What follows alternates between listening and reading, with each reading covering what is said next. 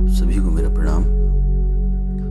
एक बहुत सुंदर प्रश्न जिसका उत्तर बहुत सारे लोगों ने अलग अलग चैनल पे दिया हुआ है। वो प्रश्न बार बार मेरे पास आ रहा है और उसका उत्तर मैं आज देने के लिए इस वीडियो पे आया हूँ।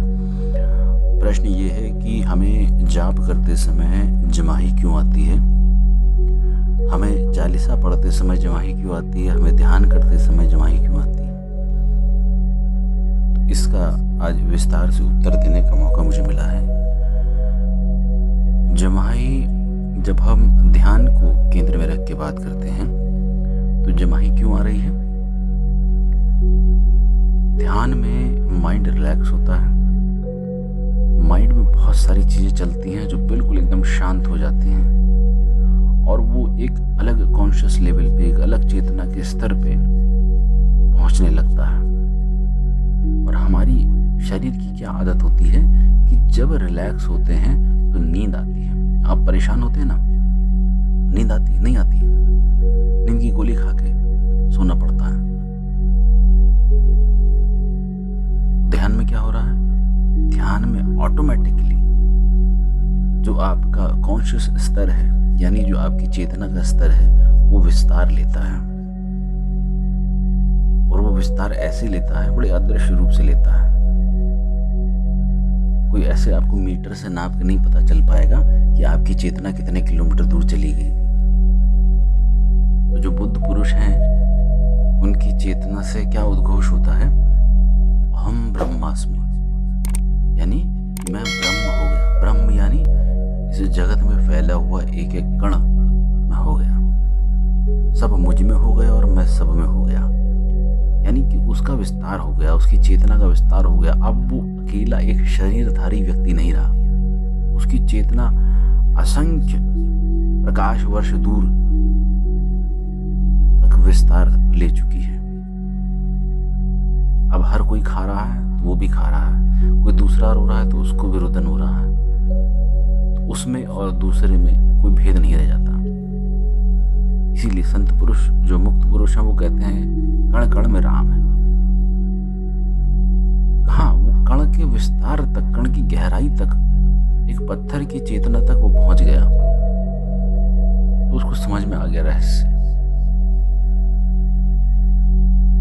ध्यान में क्या होता है, आपकी चेतना विस्तार लेती है, खूब खूब विस्तार लेती है। और हमारी आदत नहीं होती है इतना विस्तार अमूमन प्रतिदिन या प्रतिक्षण देखने की या झेलने की। तो क्या होता है, जब माइंड रिलैक्स होना शुरू होता है तो उसको ऐसा आभास होता है भीतरी केंद्रों पे, अब मुझे सोना चाहिए, अब मुझे नींद आ रही है।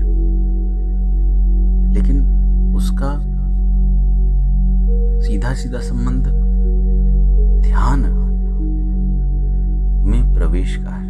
यानी कि चेतना जो अभी तक विचारों में दबी हुई थी, अब विचारों को शांत करके पूर्ण विश्राम की स्थिति में आ रही है। तो अब उसको लगता है नींद आ रही है। और ध्यान में बहुत सारे माइंड में केमिकल बदलाव होना शुरू हो जाते हैं। मस्तिष्क आपका अलग अलग द्रव्य छोड़ना शुरू कर देता है। वो द्रव्य क्या है, आपको रिलैक्स करते हैं। आपकी एक एक अंग पे, आंखों पे, फेफड़ों में अलग अलग प्रतिक्रिया होना शुरू हो जाती है। तो उसका असर कहाँ दिखता है, यॉनिंग पे दिखता है, यानी जमाही में दिखता है। तो जितना ज्यादा आपको नींद आ रही होगी, आप देखते होंगे जिम में भी एक्सरसाइज लोग कर रहे होते हैं, अचानक से उनको जमाही आना शुरू हो जाती है।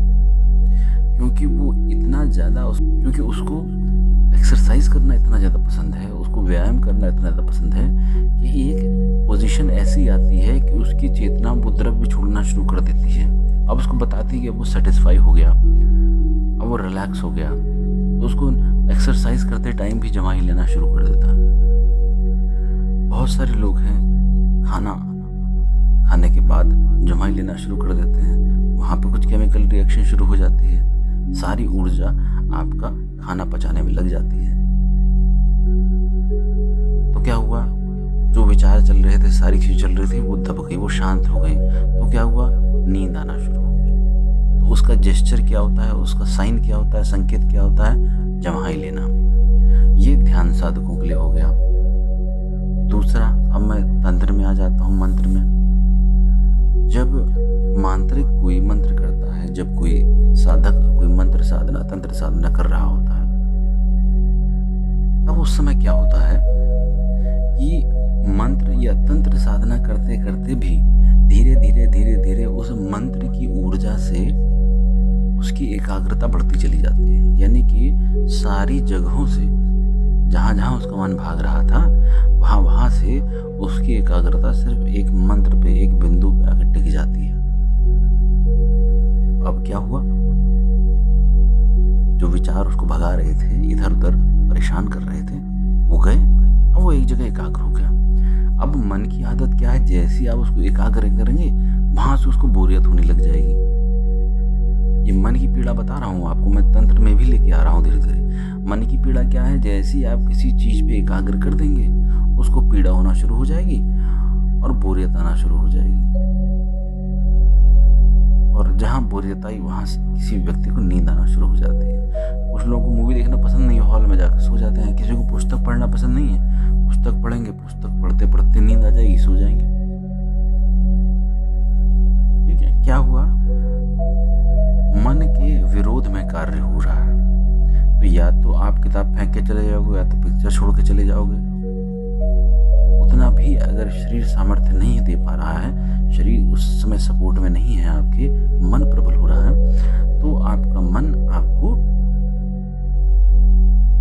बिल्कुल गहरी निद्रा में ले जाएगा। और इतनी प्यारी नींद आएगी हॉल के अंदर, और किताब पढ़ने के बाद लोग कहते हैं कि किताब पढ़ते ही इतनी बढ़िया प्यारी नींद आती है, मजा आ जाता है। ध्यान लगाने से इतनी भयानक नींद आती है कि मजा आ जाता है। ये ध्यान में क्या हो रहा है, आप एकाग्र कर रहे हो। मंत्र में क्या हो रहा है, आप एकाग्र कर रहे हो। ठीक है, तो ये शुरुआती है। जब तक मन मरता नहीं है, तब तक शुरुआत में यही पीड़ाएं झेलनी पड़ती हैं हर साधक को। अच्छा, ध्यान में और तंत्र में थोड़ा सा भेद है। तंत्र में क्या होता है, जब हम किसी मंत्र को उठाते हैं और उसकी उपासना करना शुरू करते हैं, तो उस मंत्र से संबंधित जो भी ऊर्जा है, यानी जो भी शक्ति है, उसका जब आसपास होना या उसके किसी गणों का आसपास होना महसूस होता है, उनका ऊर्जा स्तर बहुत तेज होता है, बहुत तीव्र होता है। उनके ऊर्जा स्तर को हमारा शरीर झेलने की क्षमता में नहीं होता है, पहली बात। तो क्या होगा, जिस चीज की हमारी सामर्थ्य नहीं है, उस चीज के समक्ष हम सरेंडर हो जाएंगे। तो चेतना पे बैठा हुआ कोई एक साधक जो मंत्र जाप कर रहा होता है, उस मंत्र जाप को करते करते करते करते अगर वो एकाग्रता से कर रहा है, दोनों तरफ से चोट पड़ती है। एकाग्रता से क्या हो रहा होता है, उसका मन बाकी सारी जगहों से उस इष्ट या उस देवी या देवता या कोई भी शक्ति, उसकी तरफ एकाग्रचित्त हो जाता है। दूसरा, वो मंत्र रिपीटेडली लगातार कर रहा होता है। जैसे कोई बीज मंत्र कर रहा है तो लगातार कर रहा है, तो क्या हो गया, मन शुरुआती दौर में क्या करता है, देखता है कि अरे ये तो एक ही कार्य कर रहा है, उसको बोरियत होने लगती है। तो उसको फील कराता है अंदर से साधक को या शरीर को कि अब बस बहुत हो गया, अब चलो सो जाते हैं, नींद आ रही है। यॉर्निंग का जो है एक पासा फेंकता है और साधक उसके जाल में फंस के सो जाता है। तो मैं अपने साधकों को क्या बोलता हूँ कि ये परीक्षाएं हैं जो देवता या देव या कोई भी शक्ति अपने साधक के पास जब आना शुरू करती है, तो उससे आने से पहले उसके जो भूत प्रेत गण हैं वो आना शुरू करते हैं। ठीक है, क्योंकि कोई भी शक्ति अपने पास डिस्टर्बेंस नहीं चाहती है, क्योंकि हजारों करोड़ों लोग साधना कर रहे हैं, कुछ शरीरी हैं, कुछ अशरीरी हैं, सब साधना कर रहे हैं, सब उसका सानिध्य चाहते हैं। 99% लोग लालच से साधना कर रहे हैं, तो उसको जांचने परखने हेतु उनके सेवक आते हैं। ठीक है, तो उसमें क्या होता है, जब उनकी ऊर्जा, उनकी चेतना इतनी तीव्र होती है कि साधक नहीं झेल पा रहा होता है, तो उस समय क्या होता है कि उसकी ऊर्जा दबती है। और जब दबती है और उधर मन एकाग्र हो रहा है, तो दोनों तरफ से उसको चोट पड़ती है, तो उसको नींद के झटके आने लगते हैं। कई बार जमाई आती है, कई बार ये होता है कि उसको ऐसा लगता है कि जाप चल रहा है और वो सो गया, आधा घंटा 1 घंटा सो गया, उसे पता नहीं चला कि 1 घंटा सो गया, 2 घंटा सो गया। और जब अचानक से झटका लगता है उसको, पता चलता है ये तो नींद में था और तब उसका जाप चल रहा था। नींद में भी उसका जाप चल रहा था, ऐसा उसको लगता है। तो कुछ लोग को नींद में जाप चलते हैं, कुछ लोग को ऐसा लगता है कि नींद में जाप चल रहे हैं, लेकिन नहीं चल रहे होते हैं। इसमें क्या हुआ, एक एकाग्रता के कारण, दूसरा किसी शक्ति के कारण उसका दबाव बनता है और वो परीक्षा लेता है। तो मैं अपने साधकों को क्या कहता हूँ, मेरे पास कुछ हथकंडे रहते हैं जो मैंने अपने साधना काल में अपनाए थे। वो मेरी अपनी उपज थी, किसी ने बताए नहीं थे। वो मैं अपने साधकों को गाइड करता हूँ। वो मैं यहाँ भी ओपन कर देता हूँ क्योंकि सब साधक ही सुनते हैं और सबके भले के लिए ही मैं बताता हूँ। और यहाँ मैं फिर आपको वही बात रिपीट करूँगा कि अगर आप चाहें तो इसको लाइक, शेयर, कमेंट करके सभी के साथ साझा करिए। क्योंकि मेरे को अगर अपने फ़ायदे के लिए करना होता तो मैं क्यों बता रहा होता यहाँ पे, मुझे क्या फ़ायदा बताने से। साधकों के लाभ हेतु ही मैं बाहर निकल के आया हूँ ना, वरना मैं चुपचाप अपनी 1-2 वीडियो डालता था शिविर की, बस। मैं अगर वीडियो डाल रहा हूँ, उसमें ज्ञान की बात दे रहा हूँ, तो मुझे आप सहयोग करिए इस ज्ञान को हर तरफ फैलाने में, ठीक है। और ये समझ लीजिए शायद यही सुनने वालों की गुरु दक्षिणा होगी। इसी प्रकार से लेकर चलिए। तो मैं अपने साधकों को क्या कराता हूँ, बीच बीच में कुछ टिप्स देता रहता हूँ। जो दीक्षित साधक है मेरे से, तो उनको अपने हिसाब से बताता रहता हूँ। बहुत अच्छे अच्छे साधक हैं, उनको क्या बताता हूँ जैसे, और वो आपके लिए बताता हूँ कि आप क्या करिए। जैसे मान लीजिए आप साधना कर रहे हैं तो थोड़ा सा जागरूक होकर रहिए। अपने पास टूथपिक डिटॉल में या मदिरा में भीगी हुई रखिए, ठीक है। और जैसे ही आपको पहला नींद का आपको हल्का सा झटका लगे, तो आपको क्या करना है, अपने पैर में या घुटने में वो टूथपिक बहुत तेजी से घुसेड़ देनी है, बहुत तेजी से। क्योंकि देखिए चेतना जागृत नहीं है ना, तो चेतना जागृत नहीं है तो उसके पीछे आपको लगना पड़ेगा। ऐसे कहीं गिफ्ट में नहीं मिलेगी, मेहनत से आती है। तो आपको क्या करना पड़ेगा, ये मन जो आपका शैतान है ना, इस पे आपको कब्जा करना है। ये आपको चला रहा है, फिर आपको चलाना होगा इसको। जब आप इसको चलाने लगेंगे तो ये बहुत शक्तिशाली है। ये पूरे जितने भी जीव हैं चराचर जगत में सबको चला रहा है। तो आप सोचिए कितनी ज़्यादा ताकत होगी। मन की बहुत ताकत होती है और उसी पे आधारित सारी शक्तियाँ कार्य करती हैं। तो जब आप उसको अपने कंट्रोल में कर लोगे तो क्या हो जाएगा, सीधे सीधे कल्प वृक्ष के नीचे बैठ जाओगे। और इधर विचार आया, और विचार उस समय अपना नहीं होता है, क्योंकि आप अब बैठ गए ना, आपको कुछ चाहिए नहीं, क्योंकि आपको सब मिल गया। जब आपको सब मिल गया तो आपको क्या चाहिए होगा, कुछ नहीं चाहिए होगा। फिर आप क्या करते हो, बस जो हो रहा है हो रहा है, नहीं हो रहा नहीं हो रहा है। तो क्या आया, कहीं से हवा बहती हुई आई, मुझे ये चाहिए, और वो अगले पल मिल जाता है। ऐसे कल्प वृक्ष के उसके गुणधर्म हैं। यदि आप कल्प वृक्ष के नीचे बैठ जाएंगे तो आपकी नीचे सारा चराचर जगत होगा, वो आपके लिए कार्य कर रहा होगा। यानी कि आपके अंदर जो आएगा ईश्वरीय प्रेरणा से, वो आपके साथ घटित होना शुरू हो जाएगा। आपको फिर बहुत ज़्यादा करने की या डिमांड करने की आवश्यकता नहीं होती है, क्योंकि आपकी डिमांड खत्म हो चुकी होती है। सिर्फ ईश्वरीय डिमांड चल रही होती है। ईश्वरीय एक बहाव होता है, उस बहाव में जो बहता हुआ आ रहा होता है, आप शीश झुका के स्वीकार करते हैं। चाहे मृत्यु आ रही हो, चाहे जन्म आ रहा हो, है ना, चाहे प्रेम आ रहा हो, चाहे दंड आ रहा हो, सब स्वीकार करते हो आप, बिल्कुल। क्योंकि आपकी डिमांड खत्म हो जाती है, आप सब छोड़ चुके होते हो। और ध्यान ही साधकों के साथ ही बहुत अच्छे तरीके से होता है। इसीलिए मैं अपने सभी साधकों को ध्यान और तंत्र दोनों ही सिखाता हुआ चलता हूँ। तो क्या करना है, चेतना जागृत नहीं है तो मन भगाएगा। मन कैसे कैसे बहानों से भगाता है, घबराहट हो रही है, तबीयत खराब हो रही है, उल्टी आ रही है, पेशाब आ रही है, इन सब मार्गों से आपको साधना से उठाता है। फिर डर लग रहा है, कामुक विचार आ रहा है, ये सब अपने मन के विचार हैं और कुछ नहीं, ये उठाने के कारण है। तो जब पहला विचार आए, सीधे सुई लेके घुसेड़ दीजिए।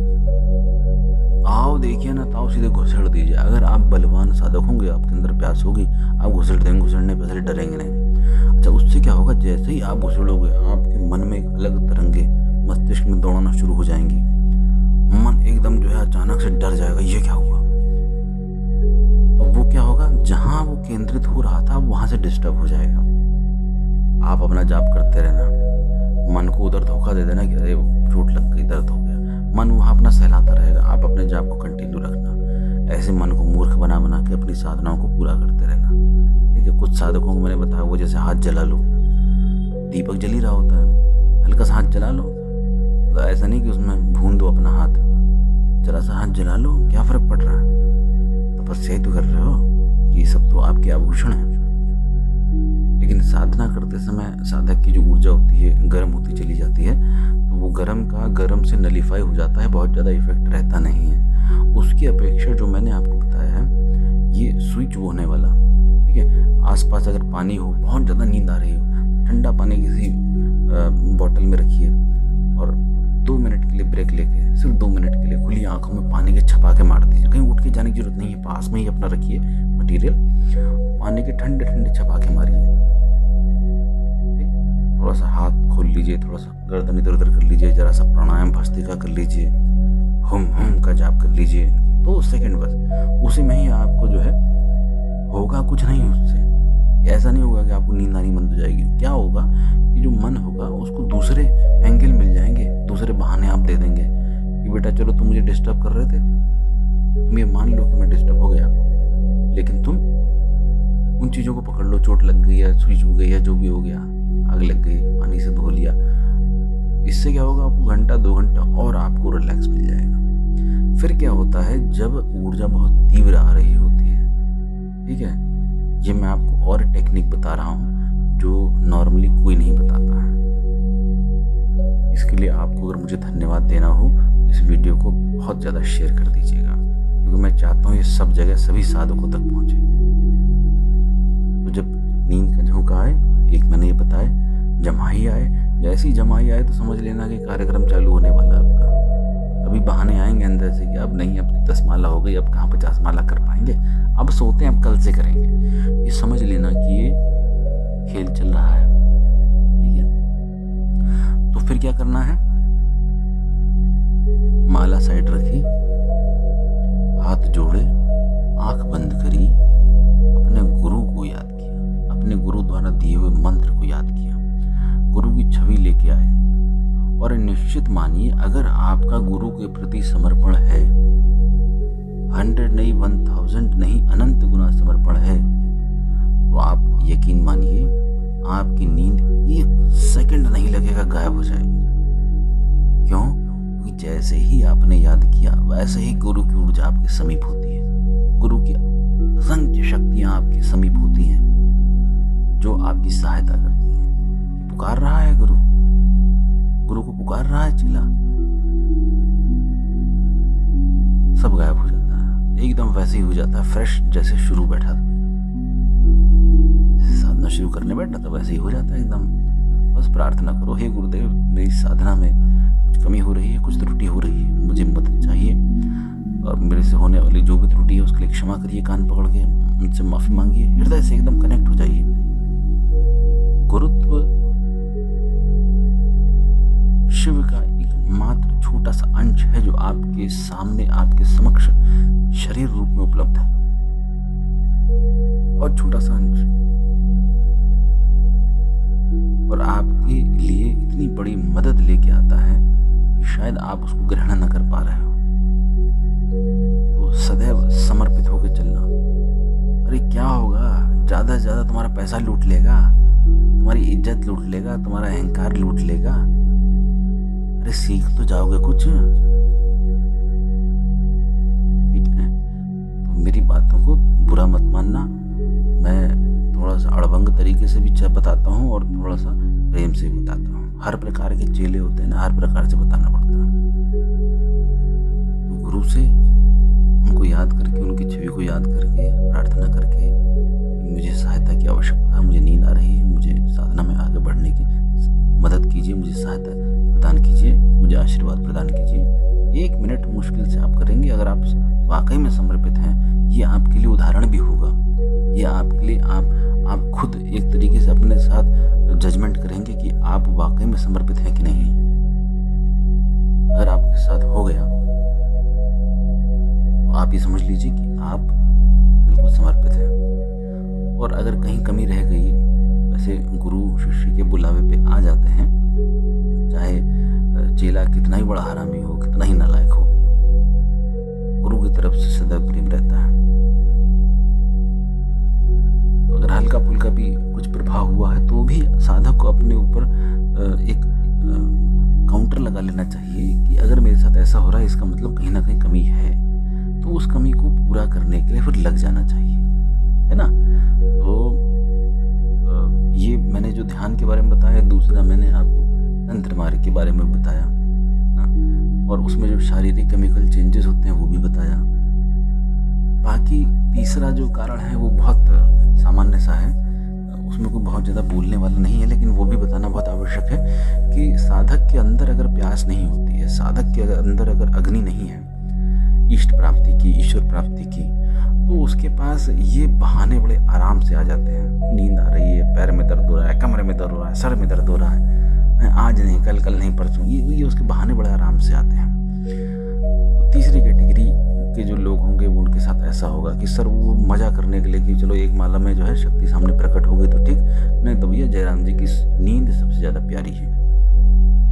तो ऐसे लोग तो ना साधना के होते हैं ना किसी दूसरे कार्य के होते हैं। ऐसे लोगों की जो चेतना है मूलाधार से निकलती है और प्रेत योनि में सीधे धक्का लगता है और वो प्रेत योनि में और पशु योनि में ही भटकते रहते हैं, ठीक है। क्योंकि पूर्व में हमारे जो किए हुए संस्कार हैं वो खींचते हैं ना, और पर्वत पे रेंगते हुए चढ़ना इतना मुश्किल होता है, कैसे कैसे आदमी चढ़ता है सोचिए। जितना जितना ऊपर चढ़ता जाएगा उसकी ऑक्सीजन कम होती चली जाएगी, घनत्व बढ़ता चला जाएगा तो ऑक्सीजन लेने में परेशानी होगी ना। दूसरा, गुरुत्वाकर्षण बढ़ता चला जाएगा, खिंचाव बढ़ता चला जाएगा, भूख प्यास बढ़ती चली जाएगी, क्योंकि मेहनत कर रहे हैं ऊपर चढ़ने में। गिरने में कितना समय लगता है बेटा? एक क्षण नहीं लगेगा, हाथ और पैर छोड़ दो, आराम से आगे नीचे गिरोगे जहां से शुरू करे थे। तो चढ़ते कौन है ऊपर? वीरवान चढ़ते हैं, पौरुष धारण किए हुए चलते हैं, मान और अपमान झेलने की क्षमता लिए हुए चलते हैं। ये सारे गुण हैं, साधक को अपनाने चाहिए, आप लोग भी अपनाइए। और मुझे जमाही के बारे में इससे और भी बहुत कुछ बोलना हो सकता है, लेकिन समय उतना नहीं है और भी बहुत सारे कार्य होते हैं। मैं आप सभी से निवेदन करता हूं कि इस वीडियो को या इस प्रकार के जितने भी ज्ञान आते हैं, कोई भी दे, मैं दे रहा हूं, कोई भी दे, अगर कोई रियल ज्ञान दे रहा है उसको सबके साथ साझा करिए। बहुत भला होगा, बहुत कल्याण होगा आपका। किसी के जीवन में अगर आपके माध्यम से साझा किए हुए ज्ञानवर्धक वीडियो से बदलाव हो जाता है, तो आप यकीन मानिए ये दान पुण्य से कोई छोटी चीज़ नहीं है, ये भी वही चीज़ है। ये मैं अपने अनुभव की बात बता रहा हूँ, है ना। तो जो मैं कर रहा हूँ वो आप करिए, आप अपने ढंग से करिए, मैं अपने ढंग से कर रहा हूँ। और सिर्फ साझा ही नहीं करना है, जो सुनने को मिल रहा है उसको जीवन में अपनाना है, तब उस ज्ञान को सुनने का आपको लाभ मिलेगा, वरना एक एंटरटेनमेंट चैनल बन के हमारा भी रह जाएगा। ठीक है, मैं वीडियो समाप्त करता हूँ और जो मैंने निवेदन किया है कृपया उस पर ध्यान दीजिएगा। ओम श्री काल भैरव नाथाय नमः। मैं भगवान भैरव से आप सभी के लिए प्रार्थना करता हूँ। भगवान भैरव आप सभी सुनने वालों को खूब सद्बुद्धि दें, खूब समर्पण की भावना दें, ज्ञान दें, विवेक दें, समृद्धि दें, हर प्रकार से ऐश्वर्य प्रदान करें, बुद्धि विवेक भी प्रदान करें, संतों की सेवा में लगाएं, धार्मिक कार्यों में लगाएं। भगवान भैरव आप सभी के जीवन में अभय प्रदान करें, भक्ति और मुक्ति प्रदान करें। जय श्री काल भैरव।